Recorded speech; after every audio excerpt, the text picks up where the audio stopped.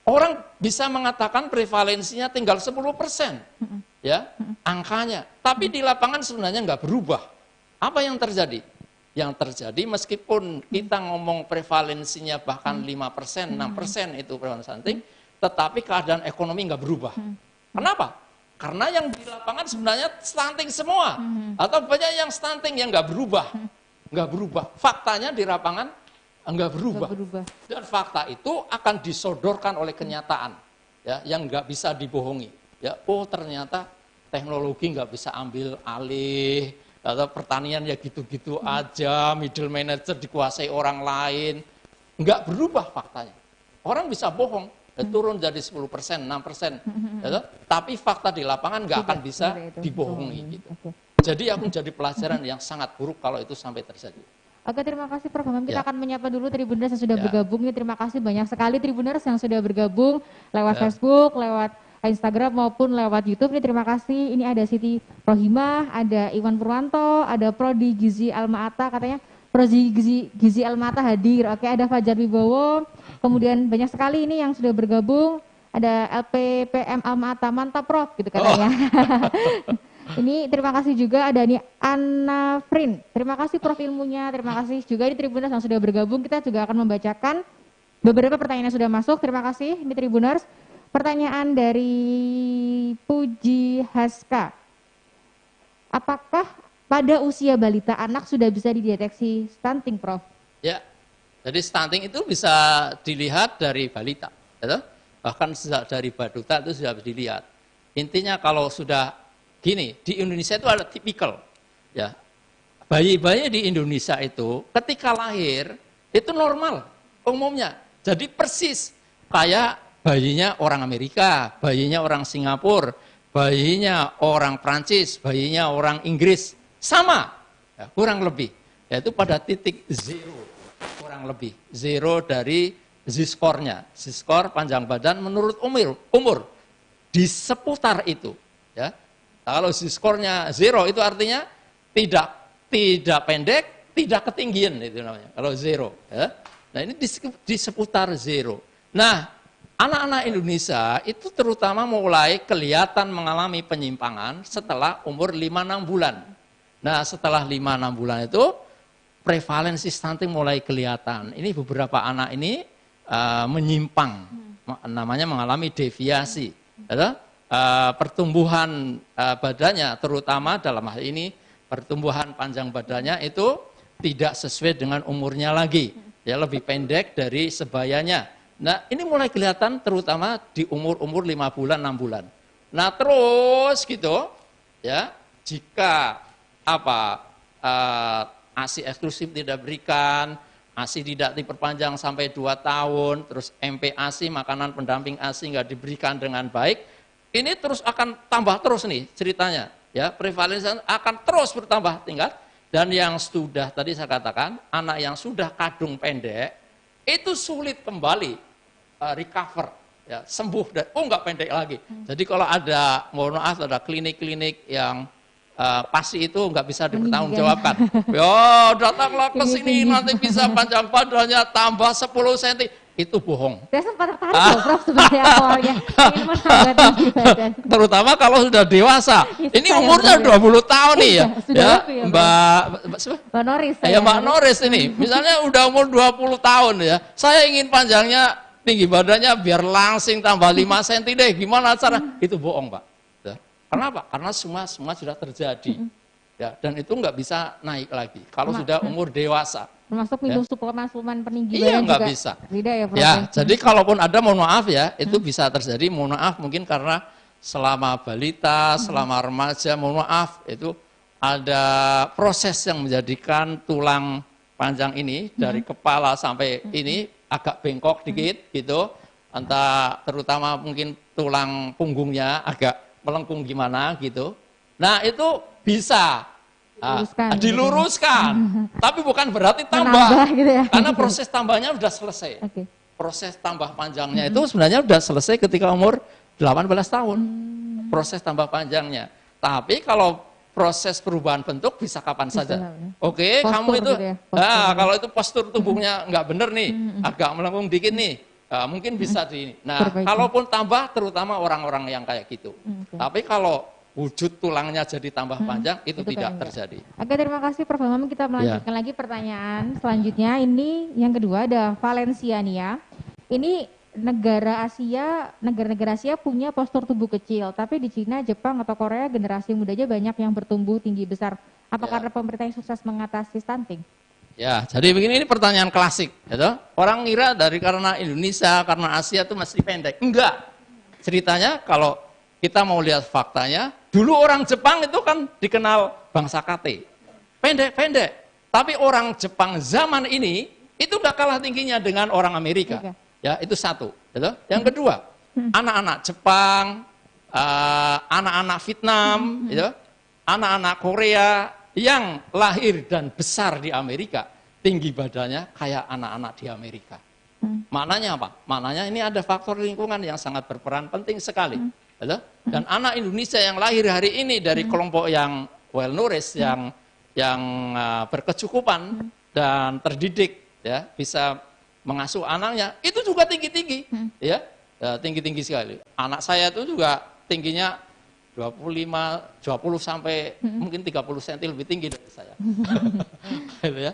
Jadi generasi muda kita juga itu ada bukti, ada secular trend, perubahan yang dari waktu ke waktu antar generasi yang terus berubah. Terima kasih Prof. Ini selanjutnya ada Rumah Haryono. Apakah stunting ini turun-temurun, Prof? Enggak. Jadi gini tadi. Kalau turun-temurun tadi, Asia yang dulu kecil ya tetap kecil terus. Gitu. Anak Jepang akan kecil terus. Tapi nyatanya tidak terjadi. Jadi kalau boleh saya katakan, ya faktor keturunan itu memang punya peranan. Tapi peranannya hanya 10% saja. Artinya yang 90% itu sangat tergantung lingkungannya. Bagaimana ibunya mengasuh, bagaimana lingkungannya sehat atau tidak sehat, sehingga anak-anaknya nggak mudah sakit. Ya, mohon maaf kalau di negara-negara yang maju yang sudah sangat bersih itu cari nyamuk susah, ya, cari comberan susah, ya. Lah sungai-sungai, aduh sungai itu enak sekali dipandang, sungai-sungai sepanjang di Rotterdam sana, sungai, wah itu kan bersih-bersih sekali, ya, bukan tempat sampah yang kumuh dan sebagainya. Ya. Maknanya lingkungannya itu memang bagus, sehat, bersih. Ya. Nah, anak itu akan tumbuh dengan bagus kalau lingkungannya bagus. Jadi kalaupun ada faktor heredity atau genetik, itu peranannya hanya 10% saja. 10%. Jadi jangan care dengan 10%, care saja dengan yang 90%.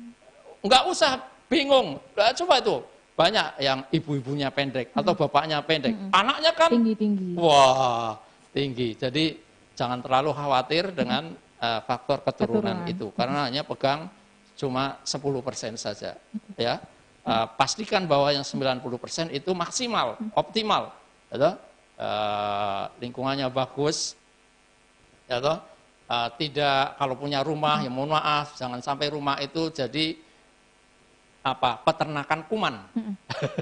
Jadi ada rumah kan, jadi rumah tapi senang sekali namanya infeksi itu ada di situ, ya, entah itu sumber diare, sumber TBC, sumber yang lain-lain itu ada di sekitar rumah itu. Ya, kalau itu terjadi, maka pertumbuhan anak hampir pasti terganggu. Hampir pasti terganggu. Apalagi ya kalau sudah seperti itu, mohon maaf, ya ibunya atau orang tuanya nggak bisa memberikan asupan zat gizi yang cukup. Kalau sekitar rumahnya sudah kumuh, ya di desanya sudah kumuh, ini orang tuanya ya, lagi-lagi tidak bisa mencukupi asupan zat gizi yang cukup, maka hampir pasti anak ini sangat rentan terhadap stunting. Prof, sebelum kita tutup nih Prof, sebenarnya tantangan terbesar ini dalam penanggulangan stunting ini seperti apa? Lalu strateginya? Ya, nih, Prof? Baik. Jadi saya ingin katakan, saya sangat-sangat berharap ini bangsa Indonesia keluar dari trap ini, dari perangkap ini, ya, agar bisa menyongsong Indonesia emas 2045, ya harusnya Indonesia bisa mengurangi prevalensi stunting secara kontinu, ya, konsisten dari waktu ke waktu, tidak usah pakai yang tidak realistis, pakai saja patokan 1%, 2% per tahun, itu masih realistis, tapi berkelanjutan. Ya, caranya gimana? Caranya tentunya pemerintah harus bersama masyarakat nih, bukan pemerintah saja.